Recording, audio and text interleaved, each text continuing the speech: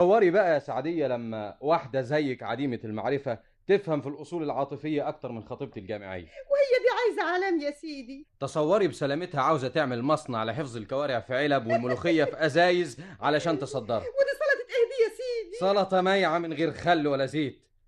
بقى كده يا ناس تطلع زيارتي ورديحي كده مش طايل أقول كلمة لخطيبتي ولا أسمع منها كلمة تفتح النفس. والنبي كلامك في محله يا سيدي، كان أصول الزيارة ما تخلاش من كلمتين حلوين. أها.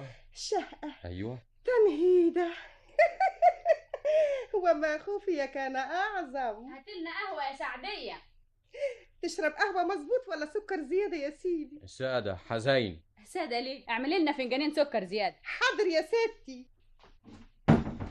مالك مكشر كده ليه؟ وبوزك طوله شبريه. مفيش حاجة. كان باين عليك من كلامك على السفرة انك عصبي قوي. أنا عصبي؟ بالعكس، ده صبر أيوب ما يجيش حاجة جنب صبري يا ست وفاء. انا اسمي فيفي من فضلك. طيب يا ست فيفي، تفتكري أنا جاي عندكم في الهرم عشان أقضي أجازتي معاكي ولا عشان أسمع المحاضرات البايخة بتاعت إخواتك؟ والله يا عال انت بتشتم اخواتي يا سميمي. أنا اسمي محبة من فضلك. ليه ما تحبش حد يدلعك؟ يدلعني؟ ياهو، هو في حد حاسس بيا؟ ده أنا روحي طلعت. يا سلام، قد كده انت زهقان؟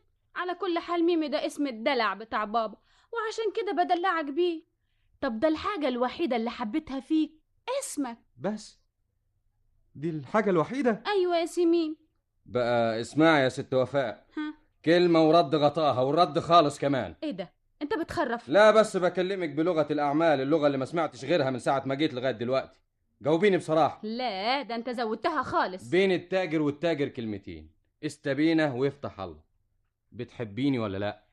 ايوه ولا. دي غنوة يا ست وفاء. طب والله لا أنا قايم. اقعد. لا مش قاعد. اقعد يا شريك حياتي. حتى عواطفك بقت بلغة التجارة. لا لا ما تلبخش بقى، اقعد. طيب قعدنا. قولي لي بقى، ها؟ هنتجوز امتى؟ يا ميمي عيب، ما تزعلنيش منك. هو ده كلام يزعل يا ناس؟ ايوه، ما تزعلنيش منك وخليك عملي. احنا فين والجواز فين؟ لسه بدري. ده احنا يا دوبك بقالنا مخطوبين 2.5 سنين بس. ومستشوية 2.5 سنين؟ امال عاوزين استنى قد ايه؟ قرنين؟ اسمع يا ميمي، انت عاوز الصراحة؟ ها. لازم تعرف ان ما اقدرش اتجوز دلوقتي ابدا. ليه؟ لسه ما فطموكيش؟ هتهزر ولا عايز تعرف السبب؟ هو في سبب؟ ايوه، بابا. ماله بابا؟ انا اصبحت كل حاجة في حياته بعد وفاة المرحومة ماما، وما اقدرش يستغنى عني ابدا. تعرف لو بعدت عنه يوم هيجراله ايه؟ فكر كده يجراله ايه. يعيط؟ يا ريت. يتجنن؟ دي حاجة بسيطة. تتطربق الدنيا؟ اكتر كمان. هتطيري برج من عقلي، ما تقولي ايه اللي هيجراله. يتجوز. شفت الكارثة المنتظرة؟ يا حفيظ، ويعني عشان مش عايزه بابا يتجوز بلاش اتجوز بقى انا كمان. لازم تقدر ظروفنا.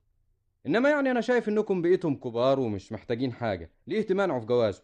اوعى تقولي الكلام ده قدامه، لا يصدق ويروح يتجوز وتبقى نكبة. يا